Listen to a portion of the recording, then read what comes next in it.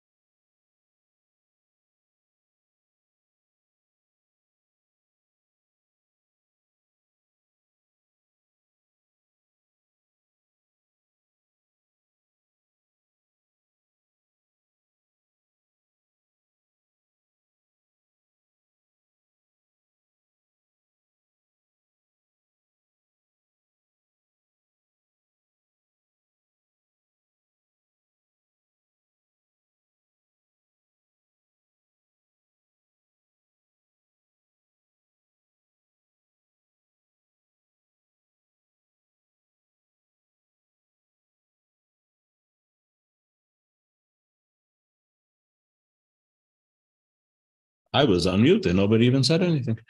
Uh-huh. So, yeah, what happened to all to these people? Good question. Oh, Yeah. apparently somebody did, I guess maybe say something.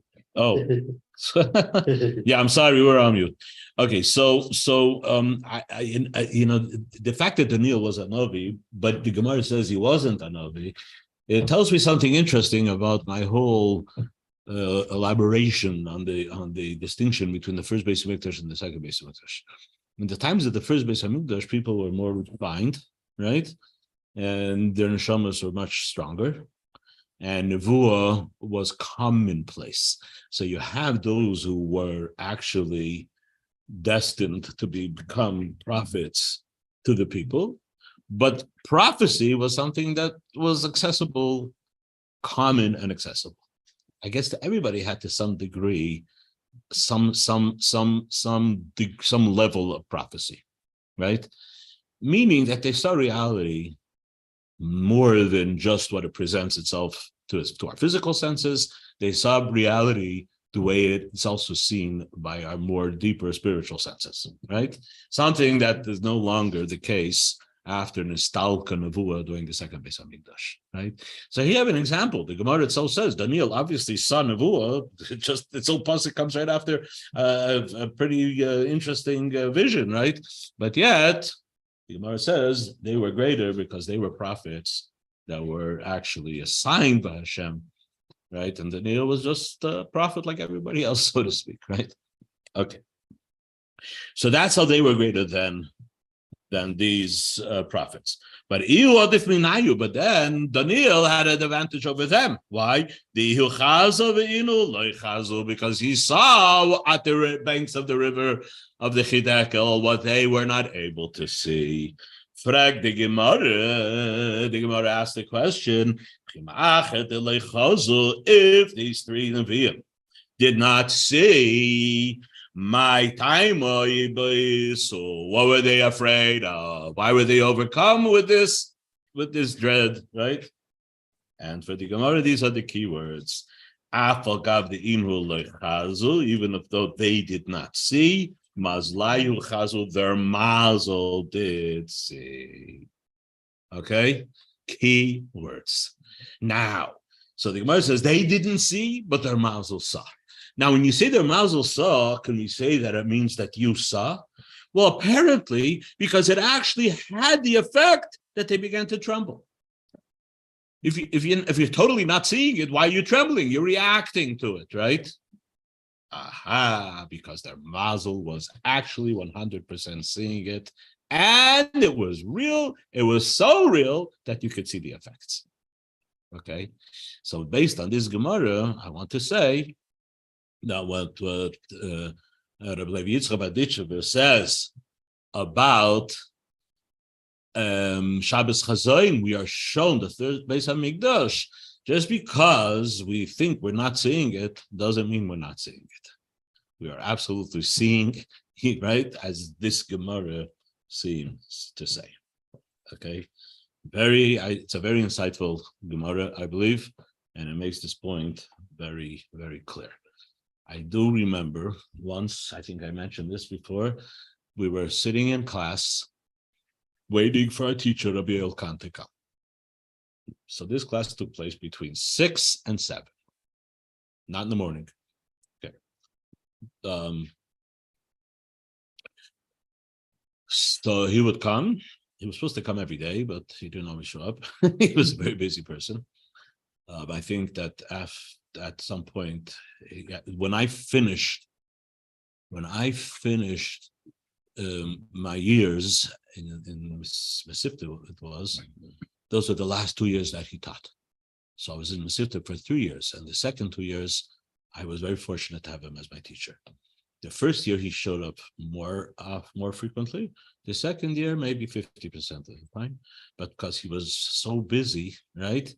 He was on the committee for publishing the Rabbi Sichas. He had a special project, what's called the Encyclopedia on Hasidic concepts, right? Which ended up being so comprehensive that the first so far they've only published like 5, 6, maybe 7 volumes, and they're still on letter Aleph. Okay, or maybe they might have got to letter base. Now there are others that are continuing this project. It's schlepping along really slow, but this was one of The his. Rebbe was very insistent. The Rebbe was very insistent, so he was under a lot of pressure to produce. So it turned out that okay, he doesn't have time to spend with us little kids. But I was so happy. I mean, when I look back, I was so fortunate that I Baruch Hashem, I was zeiche that for 2 years I did. Even though the second year, he didn't show up that much, but when he did show up, it was very one of my best teachers I've ever had. What language did you teach? In Yiddish. Oh, everything was in Yiddish. The whole day was Yiddish. I mean, our Gemara teachers, everybody was Yiddish. They didn't know English. Rabbi Buket knew English. I mean, they know they get along in the street. No. Even Rabbi Garbigo in my first year, Mesivta, everything was in Yiddish. Only Yiddish. As a matter of fact, I remember one time because my Yiddish wasn't that great, and I remember we learned something in the Kutei Torah, and he translated it, and I didn't understand what it meant, and I was a little embarrassed to ask. There's in Alter Rebbe brings a pasuk, Mashcheni acharecha narutza from Shir Hashirim. Mashcheni means draw me, and I will run after you. Right? It's in the conversation of Knesset Yisrael with Hashem. According to Chassidus, it's basically the idea that Hashem, you reveal yourself to me, right? That will awaken my neshama to then be drawn back to you, right? So I remember him saying the pasuk, and he translated it, right? And I didn't know what "tzi" means. "Tzi" means to "tzi." Now I know it means to draw, right? But I didn't know, and I didn't ask. But I made it through. I asked by Chabrusa, so he knew what it meant. Anyway, but one time he walked into class. Now the classroom that we used during the day was used for preschool. Okay. And one of the teachers, the preschool teachers, left a newspaper there. Before he came into class, one of the kids was checking out the sports section of the newspaper. I remember who it was even. Rabbi walks in and he sees a bacher reading a newspaper. He was really checking out. Now, it's not the worst thing in the world, I would hope, but he decided that day he was going to give us a little talk, right? And what was his talk? He says, so when a person, right, when he's looking, right, so there's what's called peripheral. He didn't say that word, but this is in English, the peripheral vision. When you're walking and you're focusing on what's ahead of you, right, you're not noticing consciously what you're seeing in your peripheral vision. But it doesn't mean you're not seeing it. Not only does it mean that you're not seeing it, right, it's actually having an effect on you, right? Since then, I recall reading or whatever about this thing called subliminal messaging, right? Where in the movies, that when they were still showing movies from a reel, so it was basically just a stream of frames going by at a speed that your eye doesn't see the individual frames, it sees it as movement, right? And then they would interject a frame of popcorn that your eye couldn't pick up. Right, but they did actual study. Your brain did, and they did actual studies that showed that the sale of popcorn when they were doing this would go up. Okay, and during the intermission, right? They had a popcorn stand outside, right? So this was it was a sales technique, right? It was banned. It was actually banned. It was banned because you're manipulating people's brains. Now, I don't know how they would manage to ban it because every advertisement today is a manipulation of your brain. Okay. I guess it's you have some kind of free choice to like make the decision that I'm just not listening to advertisements, right? But if they're doing it subliminally, I guess you don't even have that free choice to reject it, right? In any case, There are things that we're not aware that we're seeing, but we're actually seeing.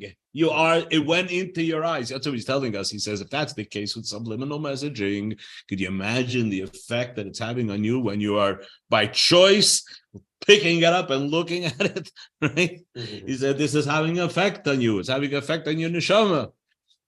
So he wasn't, in with the American crowd, I guess, Rabbi and he was talking about, and in those days, he could get away with it. I don't know if I'm a shmiyah today, probably wouldn't get away with that too much. As a matter of fact, when I was teaching in here at yeshiva, right, and it was Sunday, and I would have a class, I would teach the night class, and it was Super Bowl night. Okay, now what's the chance that I'm going to get succeed in teaching these kids on the Super Bowl night? So I told them, okay, guys, this is the deal. We're not only going to go watch this, we're gonna watch this one. She was going to watch the Super Bowl, right? But before, we have to have a class and have a little fabrengen. I had a little fabrengen about them. I said, listen, this is what you're about to do, but I want to explain to you what's happening, so you should know, so you don't get duped into this. I said, this whole thing about spectator sports makes no sense whatsoever, because you're not even participating. All you're doing is watching what somebody else is doing. So what's the point, right? So I told them it's called the museum effect. Why are museums so popular? People go and they visit them. Because when you go and you look at what human beings were able to accomplish, right? That elevates you. Maybe not in a direct way, in an indirect way, because it basically exposes you to what a human being is actually capable of doing. And after all, you're a human being, right? So I would prefer you went to a museum, probably, because it'll be a more refined revelation, right? As far as human capacity, a more refined revelation than hitting a ball with a stick or whatever, or right, or knocking somebody down, with a football, right?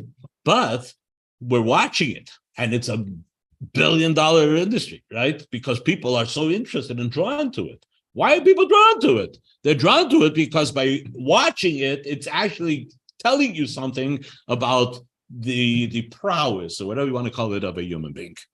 And that has an elevating effect, to be able to see things like that. So I said, listen, we'll watch the Super Bowl, but remember that it doesn't make any sense what you're doing, other than the fact that you're learning. And then I, ended the fabrengen, and I said, and this is how the Rebbe explained why we tell stories of tzaddikim. Stories that we can never duplicate, right? But the fact is that tzaddikim are human beings. The chatting is gonna. We are human beings, right? The tzaddikim are human beings. We're also human beings. We're for the same race as the tzaddik. The fact knowing that people that are part of our race are capable of such things, right? That's already something that's elevating to us. As a matter of fact, there was in the early 20s, maybe even before that, there was a group of college students. I think it was a Pagisha week. And what happened is on the Sunday of the Pagisha week, the students were able to go and have a private yechidus, a private audience with the Rebbe, right? And they one of the questions that the students asked the Rebbe was, we heard that the Rebbe that could do miracles. We would like to have the Rebbe confirm whether it's true that he could do miracles. So the Rebbe answered them. The Rebbe said, you could do miracles too. That's what the Rebbe told them. You could do miracles too. It's a whole different approach, right? So that's the thing. That's like, anyway. We probably have to work harder at it. So Rabbi Yael, whatever, he gave us this whole talk. I remember it right now that I'm able to share it with you, that, to willingly subject yourself to influences that are not necessarily positive influences, right? It's bad enough that we're stuck with the things that are entering into our consciousness from subliminally, right? Why would you subject yourself to it willingly, right? Because they do have an effect. So here you have, the Gemara is actually supporting it. The Gemara supports it, and the Gemara says this is absolutely the case. They didn't see it openly, consciously, but they reacted to it because something of them was seeing it. Now, what is this mazel, by the way? What is the mazel? So the mazel, the way it's explained in Chassidus, here, let me see what it says here, the mazel. The mazel says, if he was they did not see it. Oh, their guardian angels saw it. Okay, that's not how Chassidus refers to mazel. That's not mazel. Mazel is that, so when you tell somebody have good mazel, right? Mazel tov, right? Have good mazel. What are you actually telling them? You're telling them that everything that you have, right? It's coming from Hashem. All the brachas and everything comes from Hashem, right? Unfortunately, though, these brachas have to evolve from their spiritual state into the real world that you're living in, right? So it has to go through a process, kind of like also like an evolution for the bracha to actually translate into something that's meaningful to you, right? I want to have a bracha that I could eat pizza and not get a heartburn. Okay, so that's real physical thing. So for that bracha to actually manifest itself, right, it has to come from a place, right? So everything the Gemara says that every blade of grass is growing, right? That growing is basically a testimony to a force, a chayus that's happening, right? Hashem is continuing to make it live, and He's giving it vitality, and it's growing, right? That's something, yeah. Each blade has its individual mazel, right, from which this vitality, this koyach, this energy is coming from, right? I like to think of it as kind of like a funnel. It has to come from a spiritual state and funnel into like a blade of grass, right? So it has to funnel. It's coming from a very right, and it's funneling into us, right? Now sometimes the funnel sometimes gets a little clogged, right? Gets clogged. So you have to unclog it, right? So when you tell somebody mazel tov, you should have good mazel. You're getting married. All the successes in your wedding and your marriage comes from the brachas of Hashem. May the funnel be clear, and may those brachas actually manifest themselves in a clear and in an open way. They shouldn't get stuck on the way down, right? A human being, so this is a little bit of a different interpretation of mazel, and that is that we have a neshama, right?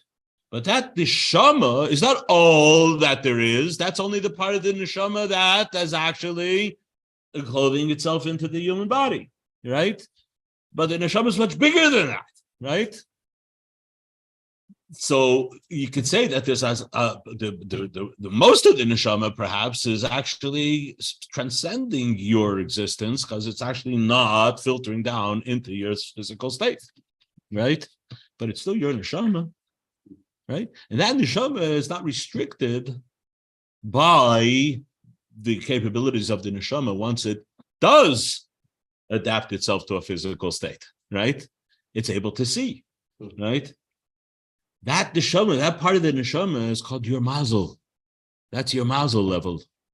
That's the part that transcends, that hovers above, right? It's not the malachim. It's not guardian angels. It is in the sense that it's guarding you, because we cannot leave you up to your own devices if all you had was the neshama that descended into your body, right? It's a very restricted level of neshama. But don't forget, that neshama is connected to its source, right? And that level has no restrictions at all. As long as you keep that connection clear and open, it will be a free flow, and you will find that, right? So there are things that you're not seeing. You're not seeing, of course, you're not seeing it with your physical eyesight. You're not seeing it. Daniel saw it, right? That's what a nevuah is. A nevuah is that you actually physically see things that normally you're not able to see. So Daniel was able to see it. But not everybody could see it. But your mazel could see it, right? That's your neshama. That's your level of the neshama that doesn't have those restrictions. It could see it. And it's real. And it's having an effect on you. And that's what this Shabbos Chazon says of Levi, Yitchok, is what it's all about. You are actually seeing the third Beis Hamikdash. You should have a good mazel, and you should see it clearly, even in your physical conscious state as well.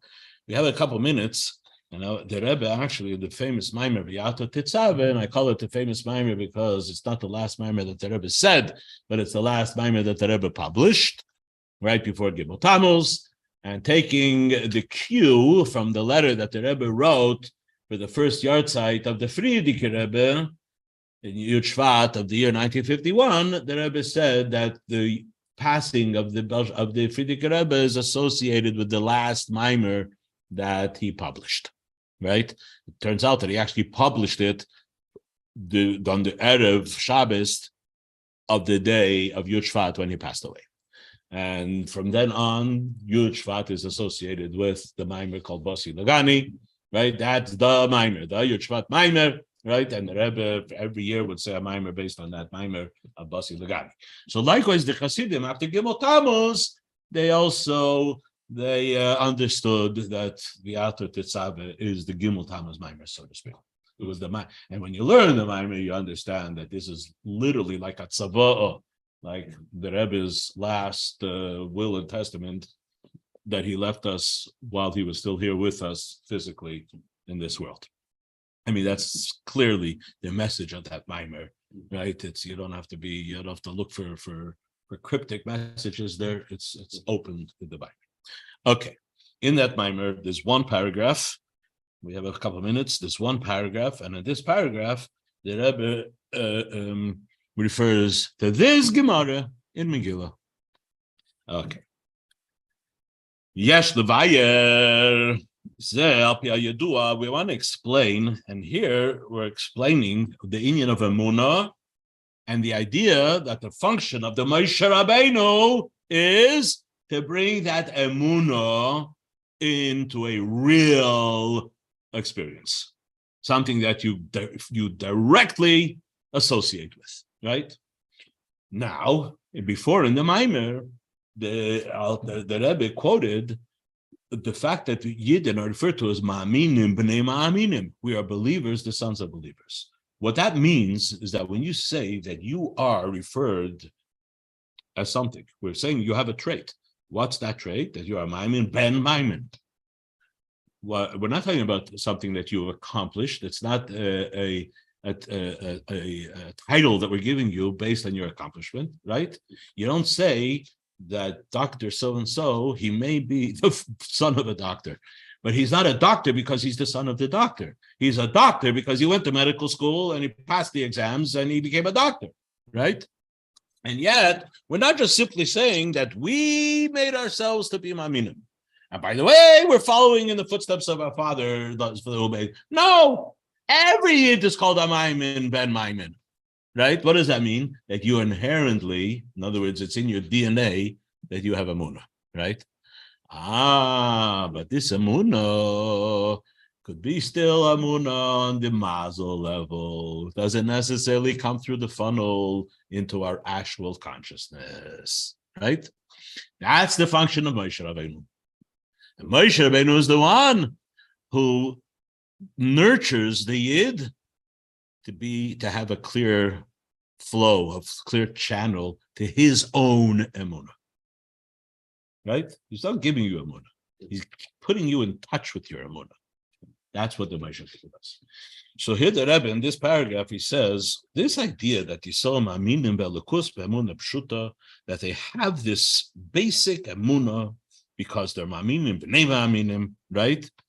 And it doesn't need to be proved. It doesn't have to be logically or intellectually proven. A Yid has Emunah. If you come next week, Shabbos, to the Shabbos Nachmut Oyel, if any of you would like to, David, I hear you're coming.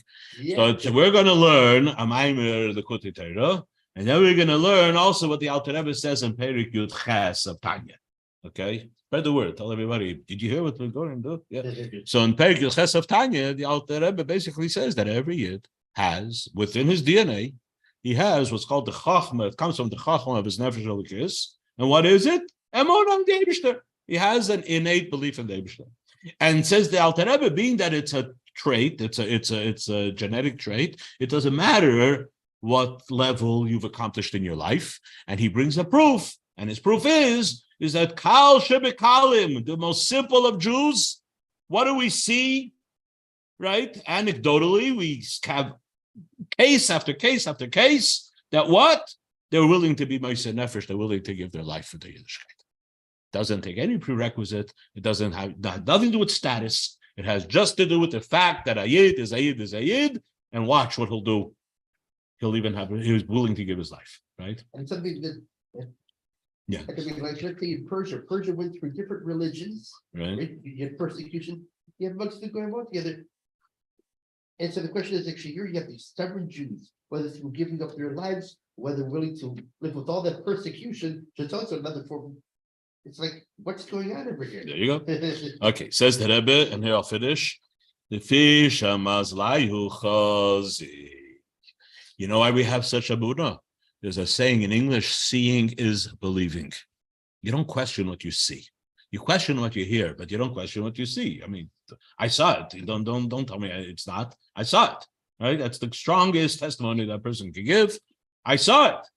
How do you know? I saw it. Well, it doesn't make sense. I didn't say it makes sense. I said I saw it though. Right? What is seeing? Who's seeing? When it comes to Emunah, says the Rebbe, your mazel is seeing Elokus because it doesn't have those restrictions. The restrictions. It's so absolute, as much as absolute as seeing is absolute, right? That you would be willing, once that energy pushes its way through the funnel, and that's what happens in dire situations, right? Even to simple people who've had a very clogged funnel for most of their lives, right? But at certain times, certain dire situations, comes right down, and they're willing even to have Mesiras Nefesh because Mazalai Chasi. Anyway, so this is Shabbos Chazon. Just remember that not everything that you think you see is what it is. There's more to what you're seeing than you're willing to accept at times. Anyway, good Shabbos, everyone. So what we so Moshe was here. I see. Yeah, we didn't have. It could be that they dropped off because when there was no sound. Okay. Anyway, good Shabbos, everyone. I think I'm gonna go now. Let's get ready for Shabbos. Now, is it a free thing or what is the cost? As for Speak to Mendel Makel. okay, Yeah, Mendel Makel takes care of all the logistics. I will take care of as much spirituality that I have to offer. I'm getting ready, Shiurim and things to do while we're there. And but when it comes to all the carpooling and the costs, Chaim Itkin also, but Mendel Makel is the final logistic manager. Okay, but as far as my right. Oh, okay, but that's I don't even have to know. Yeah. Okay. Good Shabbos, everyone.